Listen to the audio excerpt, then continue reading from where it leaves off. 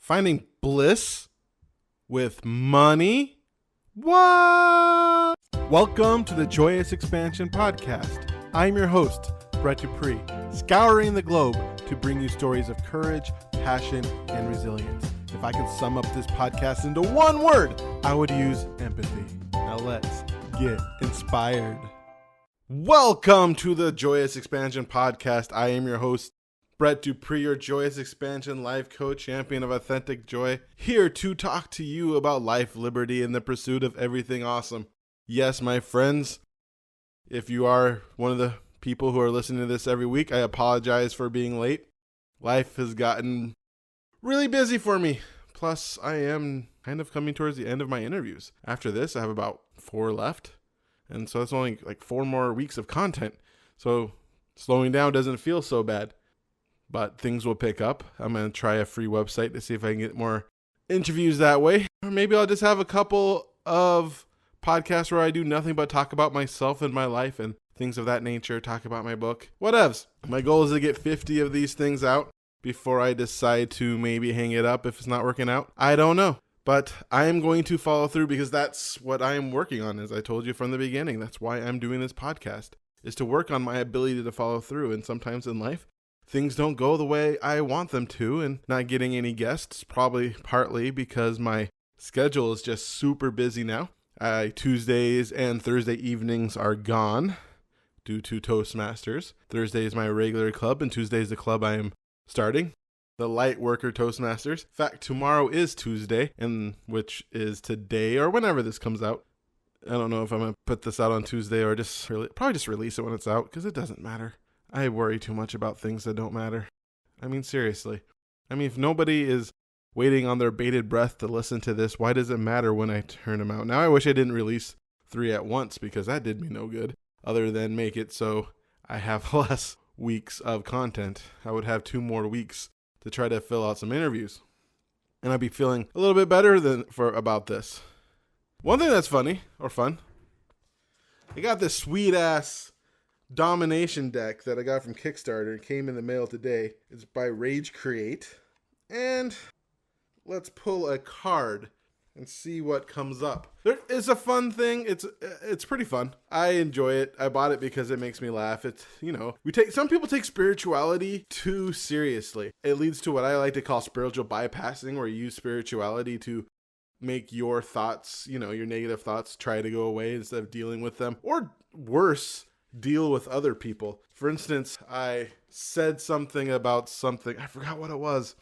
It had nothing to do with spirituality. It was more along the lines of maybe about racism or something. And someone came up and saying like separation is an illusion. And I'm like, oh yeah, thank you for your spiritual bypassing. Of course, she continued on with something other spiritual and whatnot.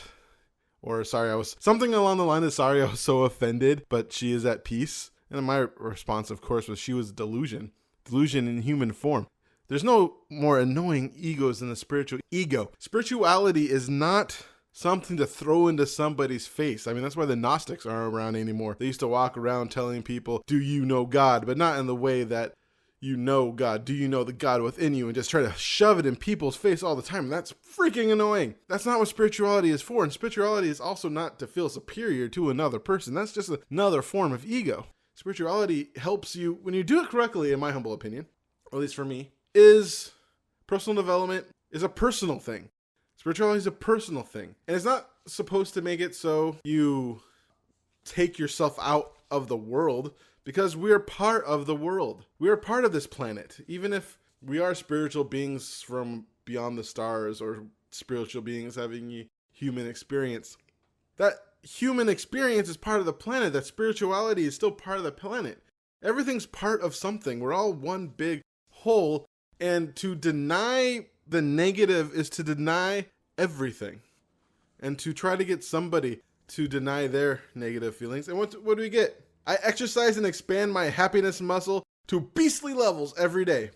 It's easy to feel like happiness is elusive. You feel incredible and confident one day, and then unimportant, unattractive, and depressed the next. Before you know it, you end up slamming a bottle of wine and a tub of ice cream to help numb the gloom. But just as people transition from unhealthy and overweight to healthy and fit, you can exercise your happiness muscle and build a life of smiles. with the tiniest practices of gratitude and mindfulness and focus on what truly lights you up, you can turn yourself into the Hulk Hogan of happiness. The army of sadness cannot break down your fortress if you're kicking their ass every day.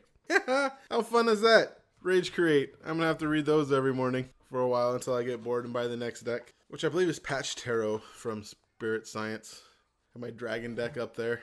So many decks. What can I say? I'm a spiritual dabbler. So Tuesday, that is my birthday. August 28th, my birthday.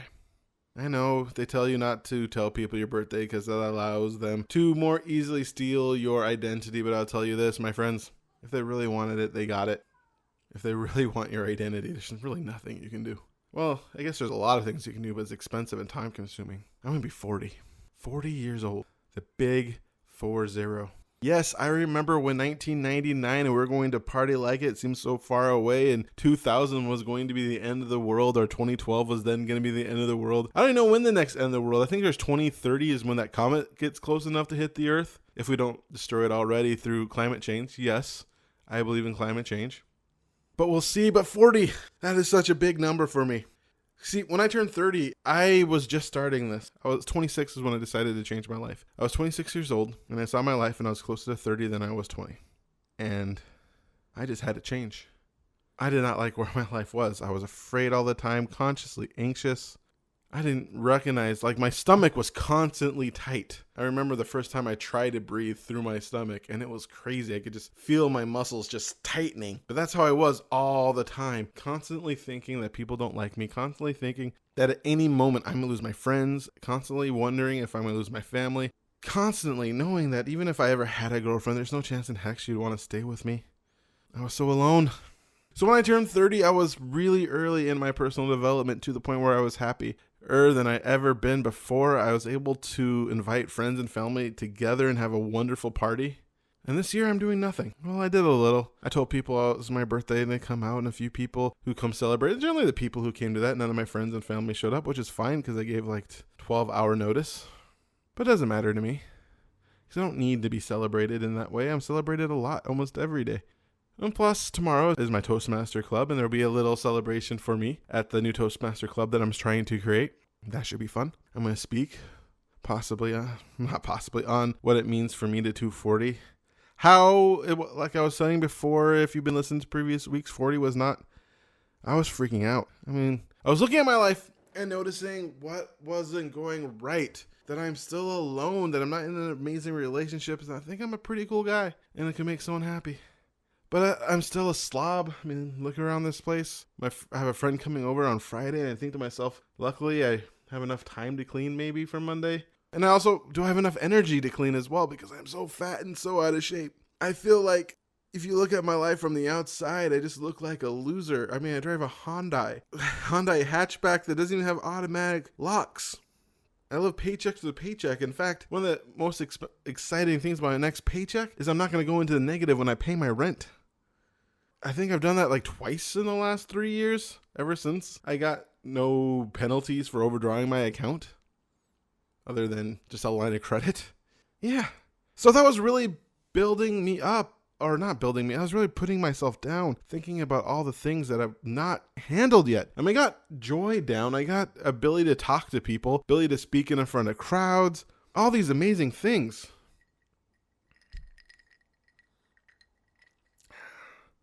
Yep, that's the last day of my 30s whiskey.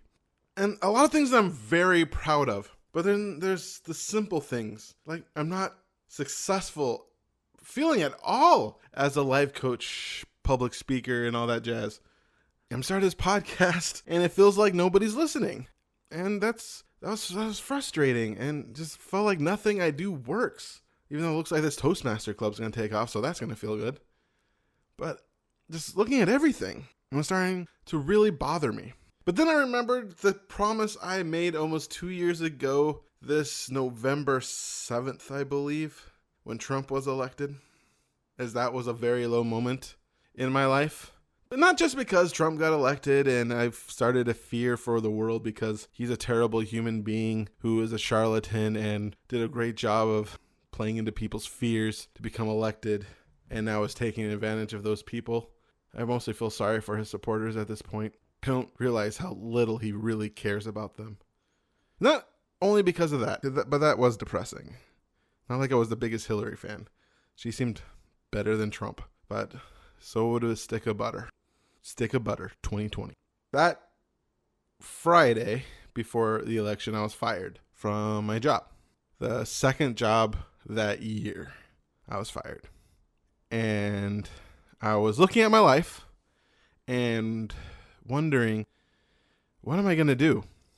Because when I started that job, I had to borrow over $3,000 from my grandfather, and so I could get to work and pay rent and pay everything, because I ran out of unemployment. I ran out of money. I just got that job, and that job was going to be my savior. And I was extra stupid. I bought Yelp ads and did that contract. And that was like $1,400 I didn't have that didn't allow me to catch up. So I was I was to the point where if I just lasted through December, I would have got ahead. And the same thing, because it's a 3 paycheck month, and the same thing happened with my last job. If I just lasted one more month till June, I would have got ahead. And I kept on feeling like just so behind and flooded. And I just finished at that time declaring bankruptcy. And if you ever declared bankruptcy, that is stressful. You have people calling you at all hours wanting their money, and you don't have it. And you're like, I want to eat. And they don't care. Their job is to try to get you to pay and scare you to pay. But I had a lawyer. She was helping me. And the bankruptcy went fine. But I felt bad about myself. I felt like a loser. And I got up to 390 pounds, maybe 400 even. Again. It was just so low. And the thing is, a year before and it wasn't just a year before that I had another revelation of how I let my anxieties push me. So I was almost to the point where I was feeling like I was on the way up again. But instead of on the way up, I was on the way down. And I made a decision that I want to live a life where my outside reality does not affect my inner reality. The perfect saying that I heard is from Les Brown, the old African improv proverb. When there's no enemy within, no enemy on the outside can do harm. The enemy on the outside can do no harm. And I decided that I was going to live that way. So there I was, becoming 40, 3 or 4 months ago. Probably about 4 months ago this happened. And I was freaking out. And I recognized I didn't want to freak out, because that's my goal. That's what I want to be. I want to be this luminous being that understands what it means. And for the people who think that's impossible, it's not impossible. It's just improbable. I'm not looking for perfection, really. If I just improve to the point where most things in my outside reality doesn't affect my inner reality, then I'm doing great. But as Viktor Frankl said, between stimulus and response, there is space, and within that space lies all freedom. That's a condensed version. I believe the next one is choice, and within that choice lies freedom. Something along those lines. And as long as I work towards that. And so I went to this meditation. It's meditation I've been going to for about 2 years now by my friends, the Ophovens. If you're in the Seattle area, look up. I don't know if she does.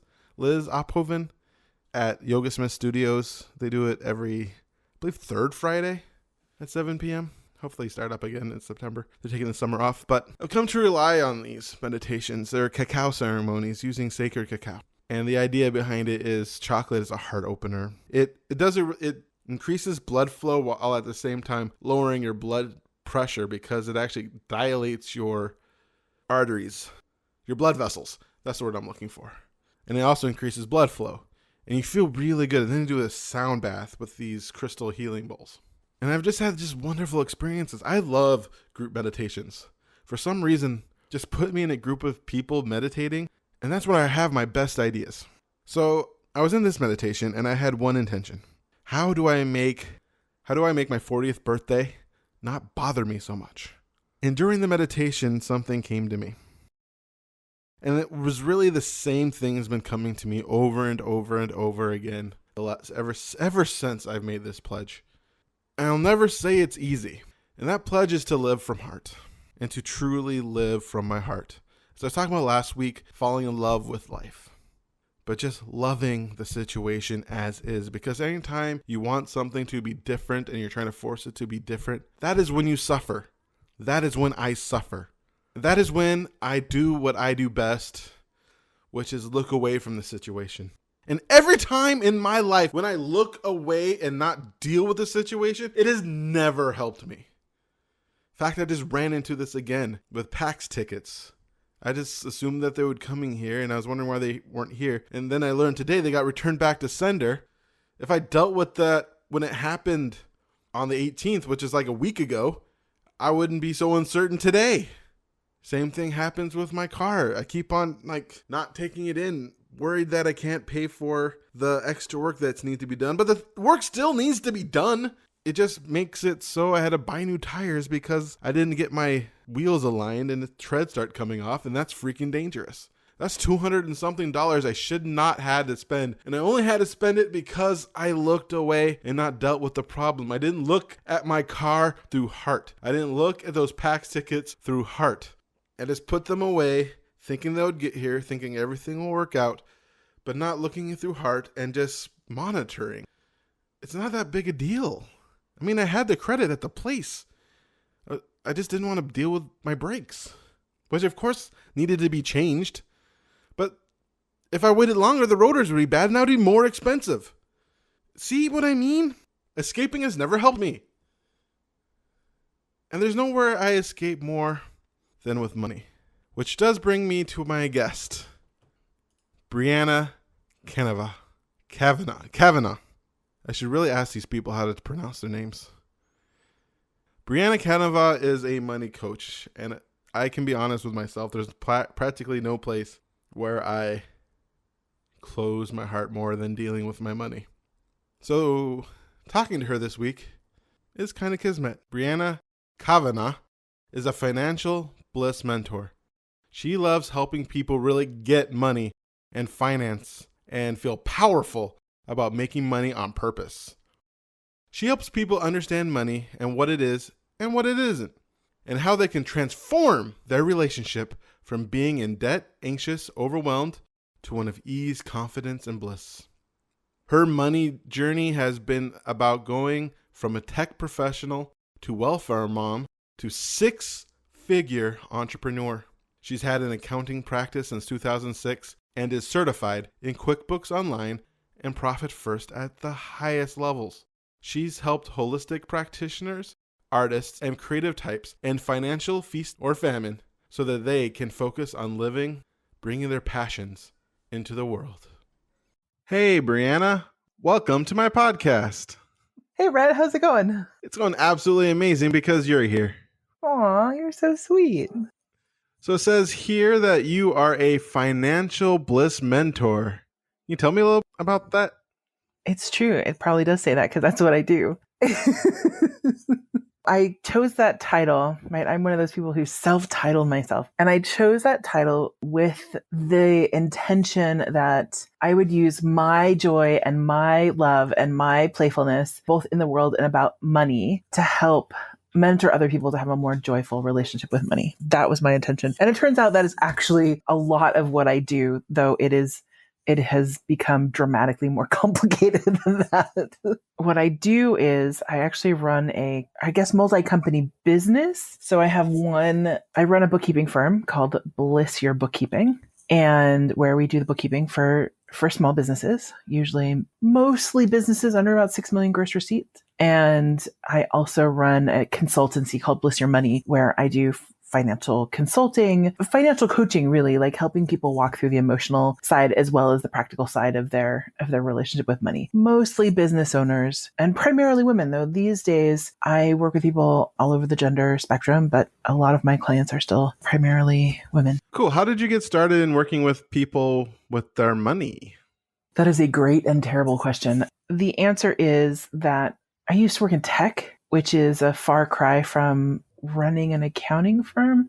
At some point, I was working in tech and I lost my job. Actually, in the tech bust of 2002, I lost my job. I was coming out of a tech job. I had a 401k and I had some savings and then I was unemployed, and so I got unemployment.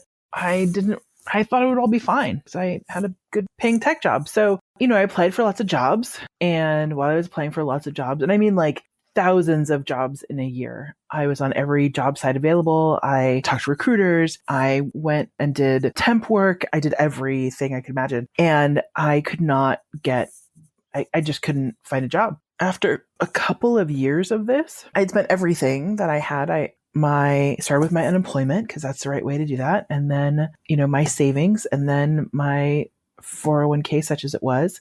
And then there was nothing. And I found myself on welfare, which is not what you want your accounting person to say is, oh my God, welfare. But that is what happened. And I had to figure out how to get myself out of that hole. And being sort of slightly overeducated woman who grew up in a sort of upper middle class environment, what do? You study it, right? I went and started working for a policy advocacy organization, worked on doing analysis of the California state budget. I helped write legislation to change it and help support welfare moms and being able to get education and get off welfare. And that was, my way of helping to figure out my own stuff around money to both do work and to understand what was happening there. That didn't pay all that well, actually. So I ended up doing other things on the side, essentially. And one of the things I started doing after people knew that I did all this policy work is they were like, can you help me with money? And I was like, no, I don't think so. But then I would sit down with it anyway, and then I would help them. And as a result, people would ask me, business owner friends would be like, hey, can you do my bookkeeping? It was in some ways kind of bizarre to make a shift from being a tech person who goes and has a job and comes home and to being someone who's helping people and then they're paying me. And then I have this sort of consultancy. That's basically how I started my bookkeeping business. It was not, a lot of people are like, I'm going into my business for myself and put a stake in the ground and they do things and they get a business license. And then they're like, okay, I'm ready. And I was, oh, whoops. I tripped and stumbled over this tech thing into policy, and now suddenly I do accounting. Ta-da! That's very interesting. Honestly, that story is probably more common than we think in the sense of falling on your face, because I fell on my face many times in starting and running a business or being in technology. I actually graduated in 2002, which was great time to not find a job. Yeah, it was a crap time for the tech industry, for sure. It seems to be better now. It's infinitely better now than 2002. That's for sure. Yes, that's also a joke. So I'm curious, you got to the point where you ran out of savings and then you got put on welfare. Uh-huh. How did that feel? What were your thoughts behind that in that moment of your life? Oh, that was shitty. Right? Like, one day it had been getting closer and closer. I'm like, I don't know what to do. And, I'm going to have to feed my kid and myself. And I was a single mom and we had lost my son's father, or at least we thought we had lost him to heroin. And then years later, he turns up again. But in this moment, it's just me and my son. And so I'm like a hardcore single parent. I don't have any family nearby.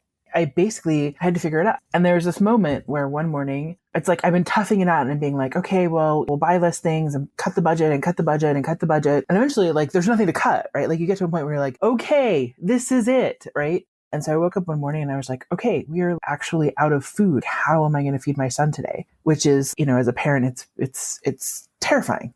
Right? Okay, I don't know how I'm going to feed this being is completely dependent on me and I have to do something about this. And so I looked up food banks and I went over and got some food from a food bank and fed my son. And it was also one of those moments where it's okay, never again. This is not a thing. This is not an okay thing. That was a moment. That was one of my turning point moments. I feel like people are like, they want to say, oh, there was just this one moment. But my experience is that making change, especially the kind of change that it takes to deal with things like money or your health or turning around a relationship. It's not a one-time event. Oh, I had this insight and then my life was better forever. It was like, oh, I had this insight. Oh shit, I have to do something. And then I have to take action on this basically every day for the rest of my life as a result. It has gotten dramatically easier. Don't get it twisted about that. But it's definitely, you have a relationship with money your whole life. Sometimes it's bad and sometimes it's good, just like your relationship with your family or your partner or whatever. But there's not really a time when you can just kind of look away from your life and never look at money again. And that's definitely one of those things that I try to impress upon people. Is your relationship with money, just like all of your relationships, is a practice, and day to day, every day. That's the practice of looking at money and tracking your money and paying for things and, deciding what your values are and having money in alignment with your values, or noticing when you're out of alignment with your values and noticing when there's plenty of money, when there's not enough money, and just being in this constant conversation with yourself and hopefully the people around you in your community about money and how that works. That reminds me of not too long ago when I was at one of my lowest points. I declared bankruptcy, or was in the process of declaring bankruptcy. And this was actually to the point where I got a job. but I looked at my finances and I realized I did not have enough money to feed myself, pay my bills, pay rent, or get to my job. And I had Mm-hmm. to ask my grandpa for money, which luckily I had that option.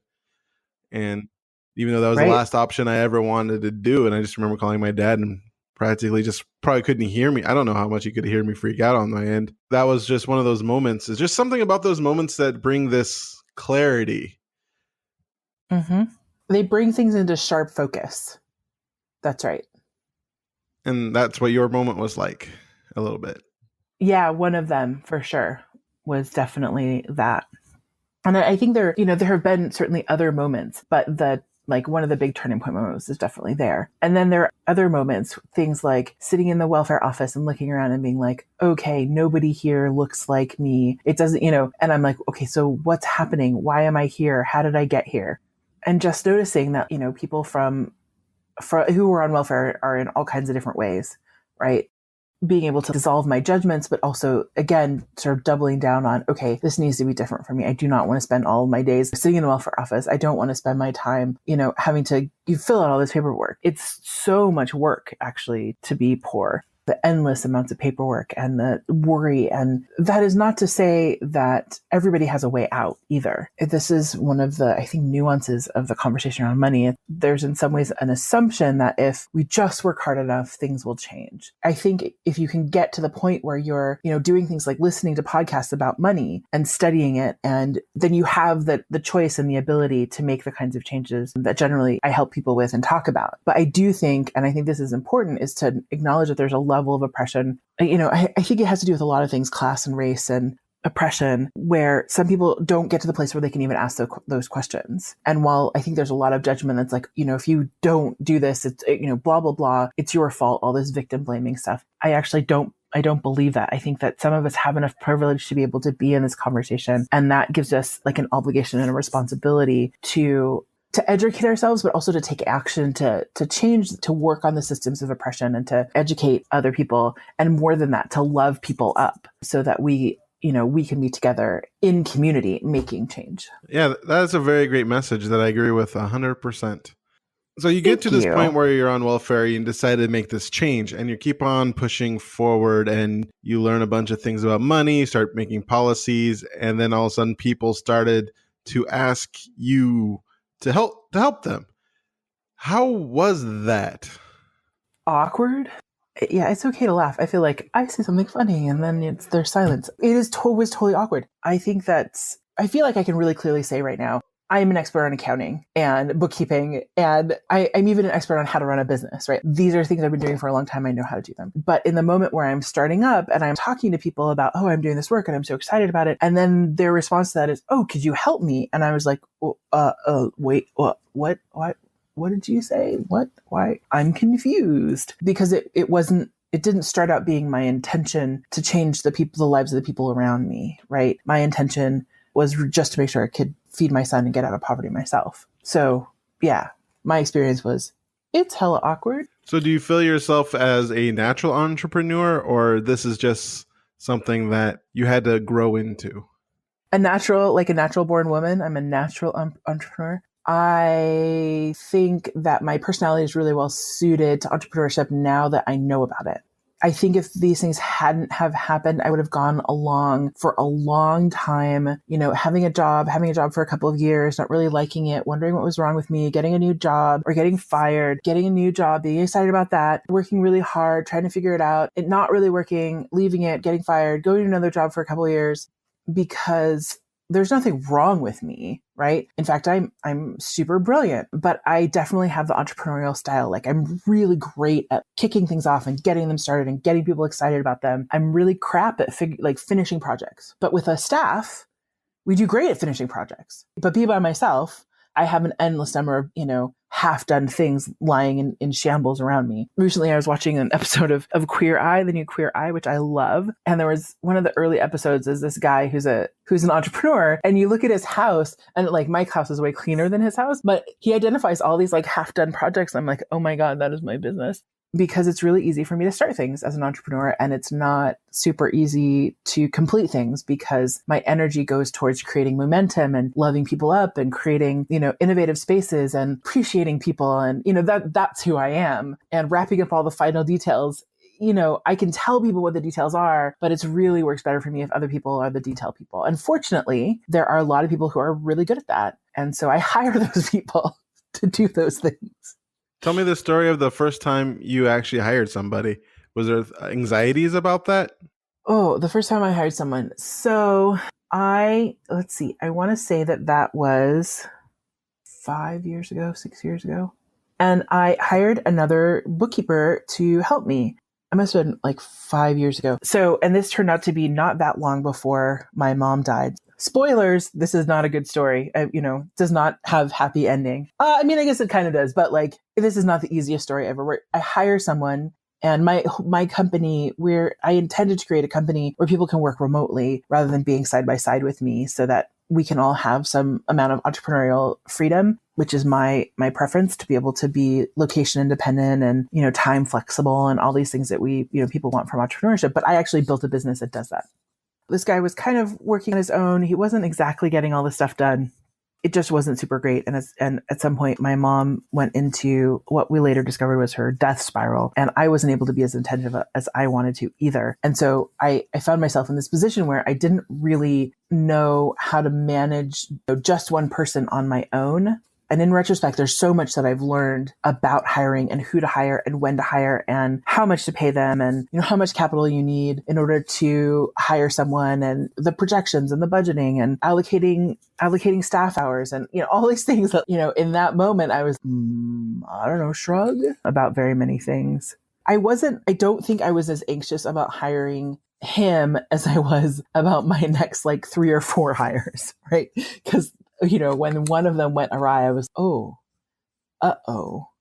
right? Maybe this is not as easy as I thought it was, because I'd had people work for me before when I was at other places. So I thought, this will be fine. But hiring someone for my own company is very different than being on somebody else's payroll and hiring to their specifications and dealing, and it's their HR and all of that sort of stuff. It's a totally different. So how'd you get over the fear of hiring the next person and the next person? How'd you push through that?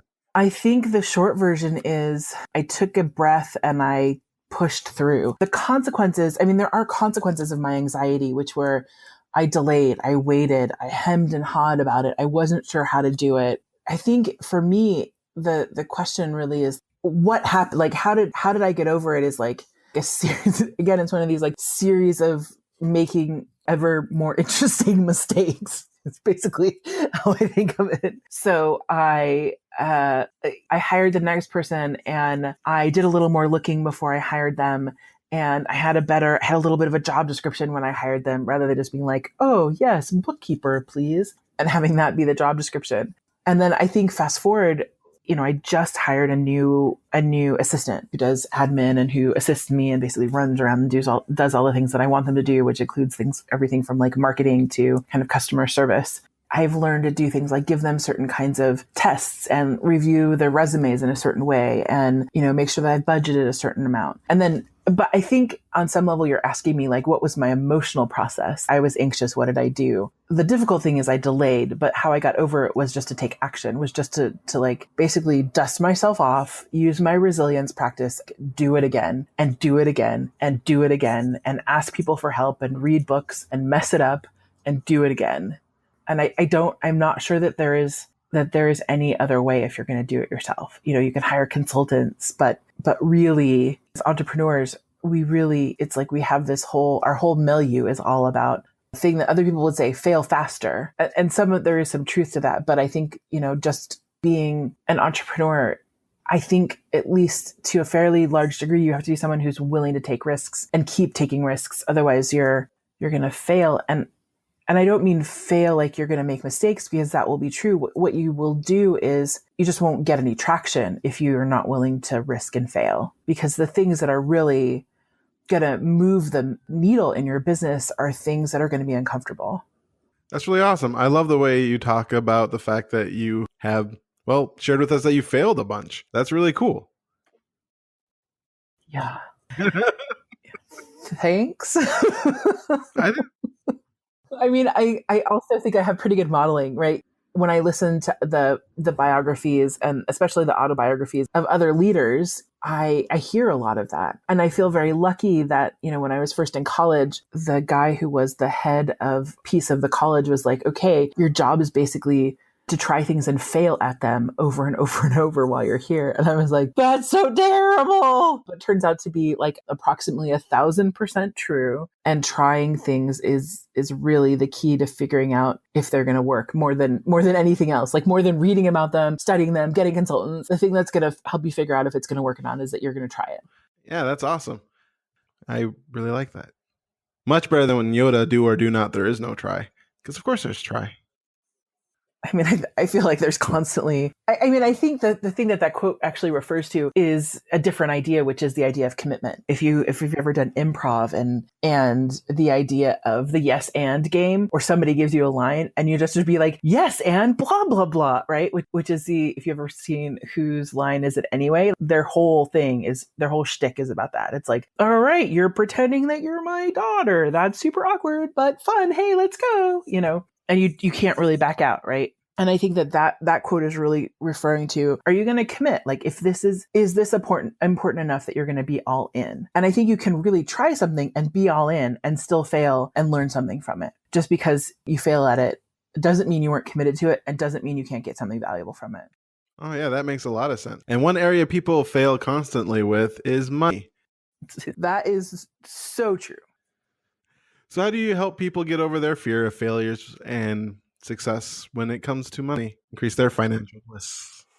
I have a lot of ways. There are two main ways in my business. There are two main ways. Or I guess there are three main ways. One is we help people do their bookkeeping, right? You go to blissyourbookkeeping.com. That site is really focused on, let's help you track your money, because you can't, if you're not tracking it, you can't change it. If you don't know how much is coming in and how much is going out and where it's going, you're not going to be able to successfully make any kind of changes or have any kind of metrics or even be profitable, because there's no shot at being profitable if you don't know what your metrics are. It's literally impossible, because implied in profitability is that you know your numbers, and that the in number is bigger than the out number, right? And that means there are numbers. We specifically do bookkeeping for profitability.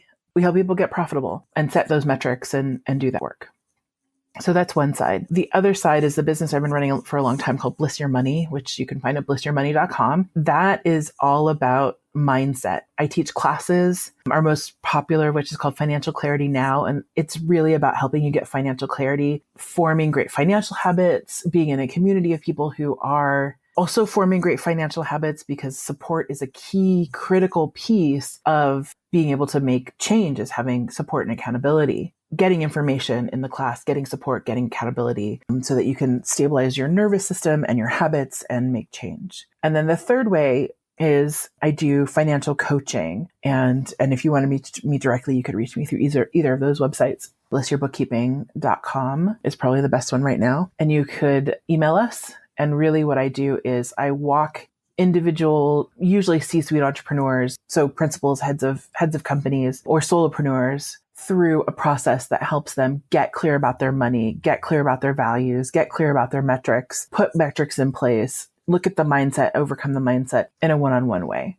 So those are three great ways to make change. Looking over your bio, specifically point out holistic practitioners, artists, and creative types. What is the specialness about working with it? My special sauce? Yeah, about working with them. What makes them special that you want to point out, and what makes you there to help them? I feel like I am uniquely suited to help people who don't feel like they're any good at money. And those people often identify as artistic or holistic, or they're doing some kind of interesting, weird, freaky business. We work with holistic practitioners, we work with sex workers, we work with people who are doing new innovative businesses, Burning Man types, all of these folks who have a real creativity and creative spark, who often say things like, oh, I'm terrible at numbers. Oh, I'm bad at math. Oh, I just don't understand that. I just don't get accounting. I just don't get money. I've never been very good at it, because in there lies a massive amount of untapped potential. because those folks, the creative folks, have a lot of ability and capacity actually to change the relationship with money, because the creative force is one of the most powerful forces, right? Creativity is the power to create. It's the power, it's the power of life. So there's massive potential and capacity to create change. And a lot of that just comes from the mindset of deciding that money, it's okay to have money, deciding that it's okay to be creative in the world, that it's okay to feel like you deserve money and to ask for it. And, it's okay to decide that you want wealth, and money isn't evil. And it's okay to have a business. And just because you have a business and are making money doesn't make you an evil capitalist. There are all of these. You can be a feminist and have a business. And I think that there's a lot of myth, a lot of mindset stuff, a lot of media that's like, oh, you can either be a good person or you can be a business person. But the truth is that innovation and creativity, our capacity for innovation is directly related to our capacity for creativity. So there's a deep, like I said, capacity for creating change. I walk the line, and I've always walked kind of between the worlds of deeply technical and very deeply creative. And as a result, I can translate those ideas. I can translate those ideas for folks who don't get them. It's like my superpower. Reminds me of all the movies I watched in the 80s where the evil businessman was going to shut down our rec center. Yeah. Yep. Shut down our rec center or our park, or, take away the land for the thing that we were playing in, or, they're going to buy up all these land and knock down our homes and put in a freeway, right? Tons of things that are like, business is evil and it will take over your life and eat your soul.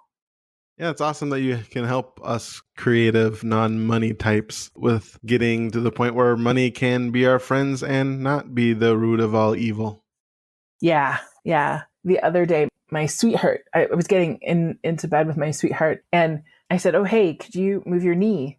And he said, you better watch out. And I was like, about what? He's like, my knee is the root of all evil. And it just made me laugh, right? And I feel like because we put together this like idea that this thing, money, which we created, right? Humans created money. It's not like they're rocks, right? Or whatever. Like we created this thing and then we're like, no, it's evil. And it just kind of cracks me up in a similar way. It's like, we created this tool. We get to figure out how to use it any way we want. And the idea that like, oh, it's all evil or all whatever just means that we've given up agency. We've given up the idea that we have any choice about it.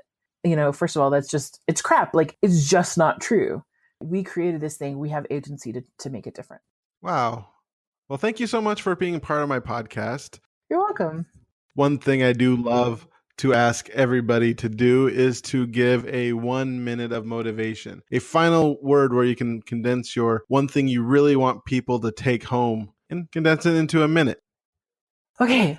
I'm up for the challenge. Let's see. So first thing, since I get a whole minute, is that you are a treasure, and that if you don't get your gift into the world, it will never be given. If the thing that's stopping you from giving your gift in the world is money, you should reach out, because money is not something that should ever stop you. I want you to live from your heart and your joy, and to really be able to live like full out and bring your love, your compassion, your humanity, your vulnerability, because those things lead to creativity, innovation, and change. The world is completely desperate for your innovation, for your inspiration, for your ability to make change and connect and love other humans. Take that seed of whatever that is inside of you that you're just dying and longing to do, and do it. We need you to do that now more than ever in the history of our world. We need you to bring your brilliance and shine your light in the world. Awesome. That is a great message. Thank you so much for being on my podcast. I especially loved your story. I liked how, you, like me, couldn't find a job in 2002, and that led you down to a path where you got to the point where you hit rock bottom, but you're able to, through determination and help from others, be able to pull yourself back up into a situation where you get to help others. And I especially love the part where you talk about how there isn't just one magic moment, that life isn't this one magic moment that this thing changes my life forever, and then after that it's hunky-dory. No, it's a bunch of little moments, a bunch of little turns, if you will, to get you on the path where you are today. There's no need to look for that moment for ourselves, because it's already happened, and there's be plenty more in the future, and how you utilize failure and continue to fail to learn how to succeed and to learn from it. I like the part where you fail and continue to fail. I mean that in a good way. I want to say one thing about this idea, which is just that there is an underlying practice, which is that you'll have a relationship with money for the rest of your life. Every moment you can decide to make your relationship with money different. And so the many, many moments that we have, there's always potential to create something different. So you're exactly totally 100% right. And you're very funny. Thank you. Thank you so much for being on my podcast. I really appreciate you. Thank you. I am delighted to be here. It's always nice to talk to you. Wow. What an interview. I hope one of my many moments is listening to each one of these interviews 3 times.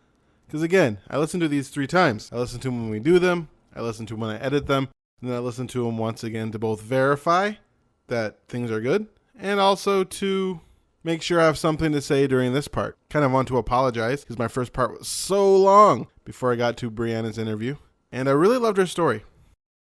I'm noticing a theme in just 9 interviews. Something along the lines of people who do not know what they go for in a career, and then circumstances lead them to another career. And a lot of that stems from being open and honest and all those fun things. And just going with the flow and taking advantage of opportunities that align with us or for them.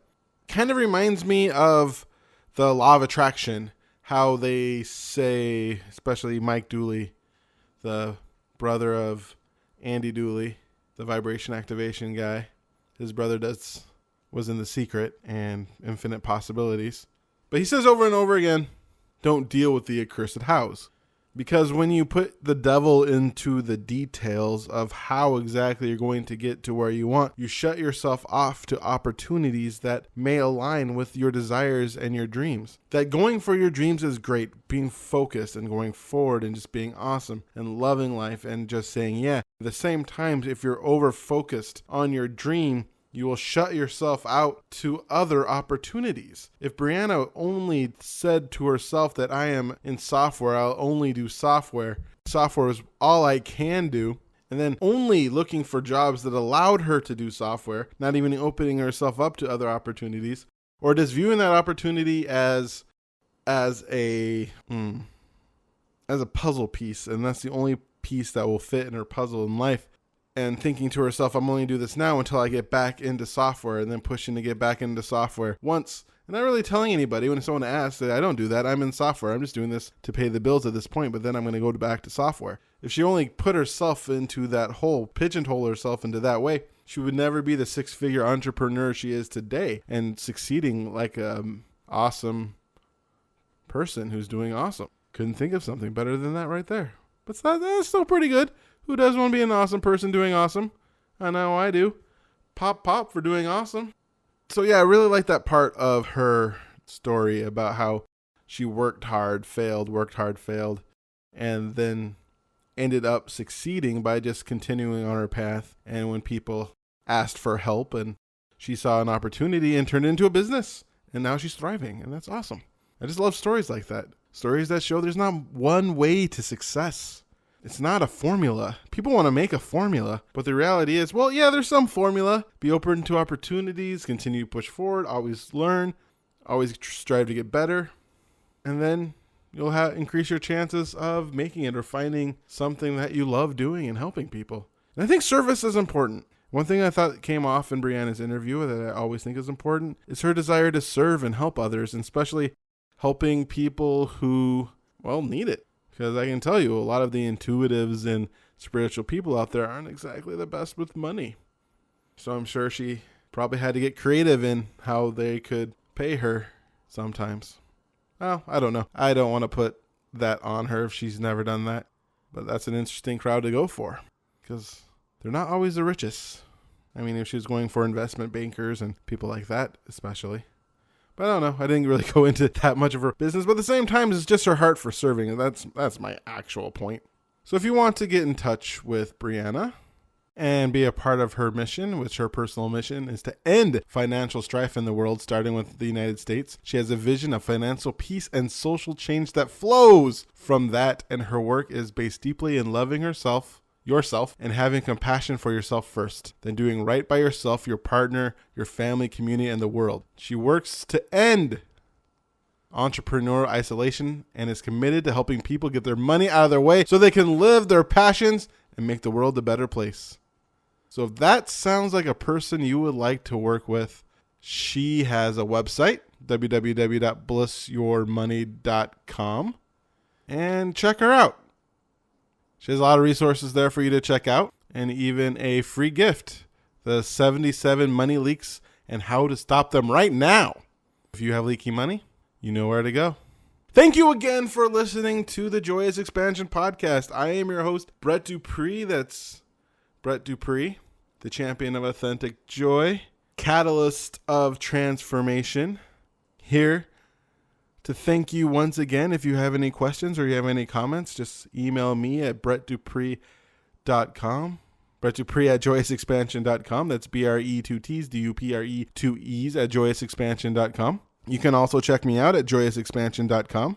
Also, if you want to catch up on any of my podcasts, just go to pod.joyousexpansion.com. There you'll also see my free gift that I'm going to give you, as well as my one, at this point, affiliate link to Acuity Scheduling, the best scheduling service ever. I probably would have quit this already if I didn't have such easy peasy scheduling with Acuity.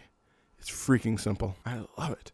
So I thank you again. I truly appreciate you. I truly appreciate everyone who spends time to listen to my rambling. Anytime anyone listens to anything I do, yes, sometimes it does feel like I am yelling into the vast void of nothingness that is the internet, with no one listening, no one paying attention. But at the same time, I know as long as I follow my heart and keep on pushing forward and love what I do, because I really do love doing this, talking to you right there, because I love you, interviewing these amazing people and listening to their stories and just being inspired and excited, and just, I love doing this. So I hope I do keep my word and continue to do at least 50, because, man, it is so much fun. I love you. And I remind you again to be love, to be joy, to be awesome. Now play my jingle. JoyousExpansion.com. JoyousExpansion.com. Come and say hello to Brett Dupree. He is an inspirational life coach, good for you and good for me. He turned my life from grey to blue, I'm sure he'll do the same for you. Get in touch and you'll see your life will change dramatically. JoyousExpansion.com. JoyousExpansion.com. Yeah.